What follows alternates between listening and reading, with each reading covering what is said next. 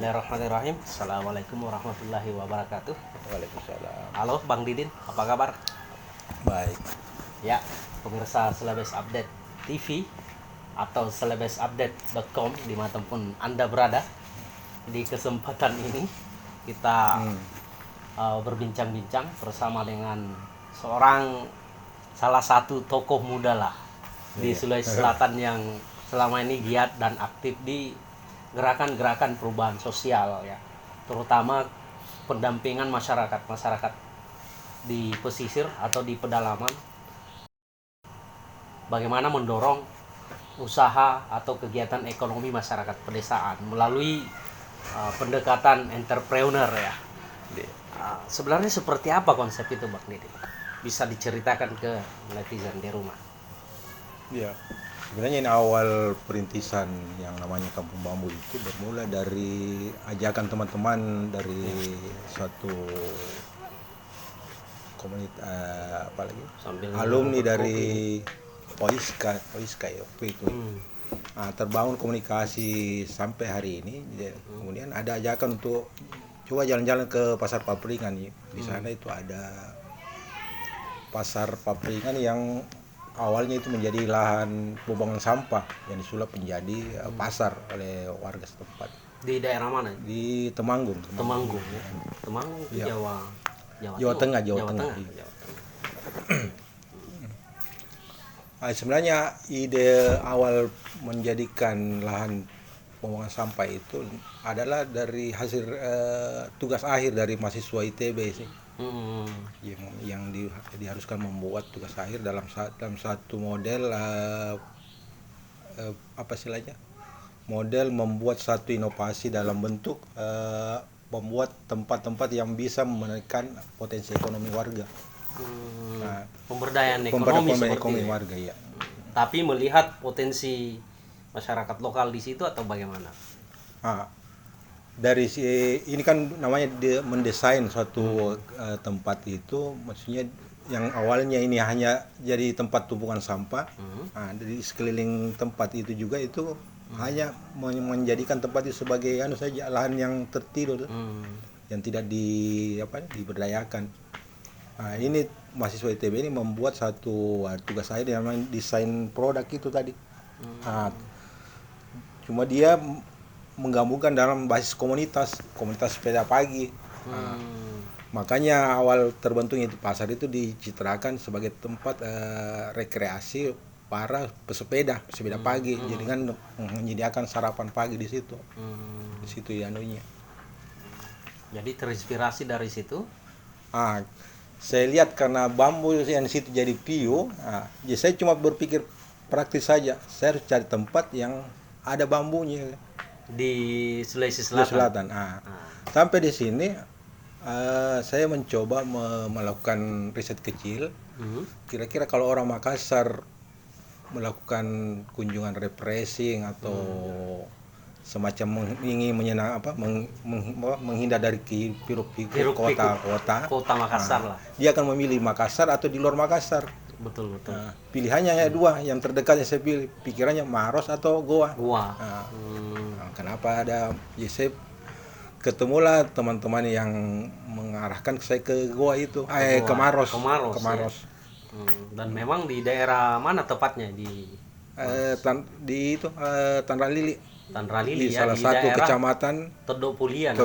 Iya, salah satu kecamatan yang punya hutan bambu yang di situ memang masyarakat hidup dari berkebun bambu ya, bertanam bambu atau bambunya cuma jadi tumbuh secara alami.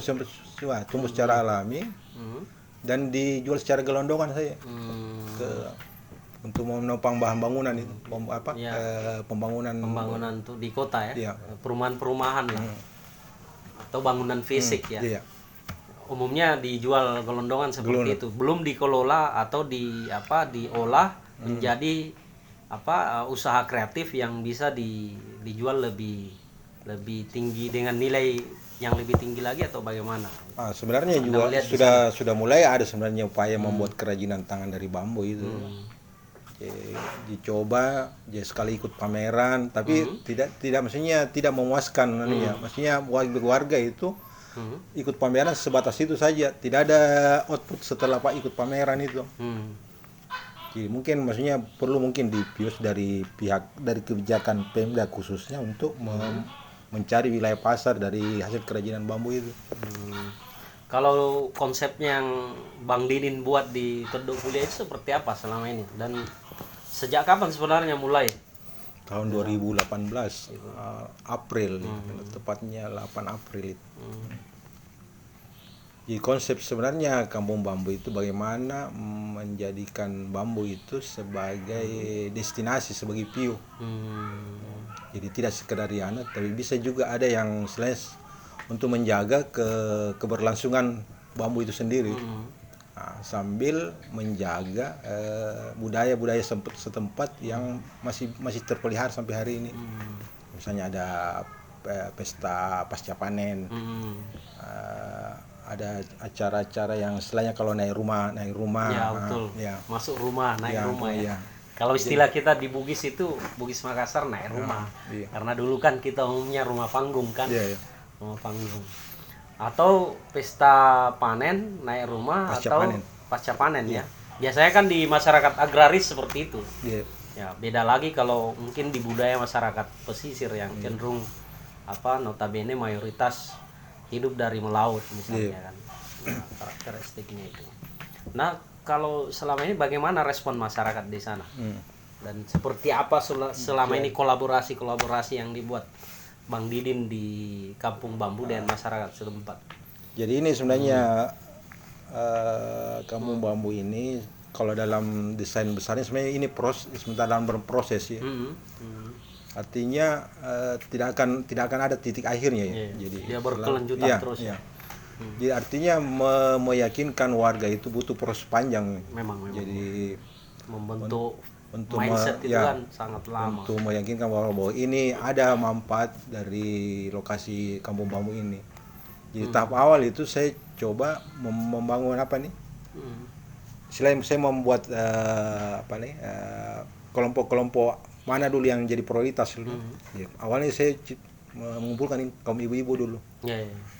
Untuk menjanjikan makanan. Ya, ibu-ibu dulu. Bersepakatlah kita untuk setiap ibu itu menyajikan aneka kuliner, bermacam-macam kuliner yang ada di sana dengan aturan tidak boleh sama jenis jualan. Ya, kita bikin kesepakatan itu. Jadi untuk menghindari kecemburuan di antara masing-masing ibu-ibu ini. Nah, itu sempat berjalan dengan maksudnya fluktuasi pengunjung yang menjelang tahun 2019 sebelum pandemi itu masih ada proses berjalan kunjungan ke sana. Masuk pandemi sudah mulai praktis sana mulai sedikit sepi. Tapi jauh sebelum itu sudah mulai ada titik kelesuan situ, titik kelesuan. Ada titik jenuh lah. Ya, ada titik jenuh ya. Titik jenuh. Saya mencoba tantangannya di gerakan-gerakan perubahan sosial itu sebenarnya memang di titik jenuh itu. Jadi tidak konstan lah semangatnya ya. Apalagi ibu-ibu ini ada punya aktivitas di rumah masing-masing ya, yang kita tidak bisa ganggu.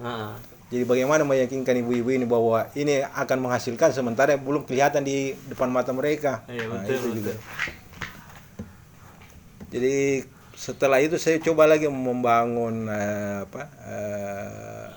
kelompok bagaimana kalau muncul ide untuk menggalang pemuda-pemuda. Anak mudanya lagi. Problemnya di satu kampung itu anak mudanya itu setelah tamat SMA atau kuliah berpikiran untuk merantau. Jadi itu terbangun di sana nih ya, di warga Kampung Bambu. Jadi makanya banyak keluarga mereka itu di Papua, di mana itu menyebar untuk merantau. Ke Malaysia bahkan ya. Pertanyaan karena mereka mungkin melihat belum ada potensi di kampung mereka.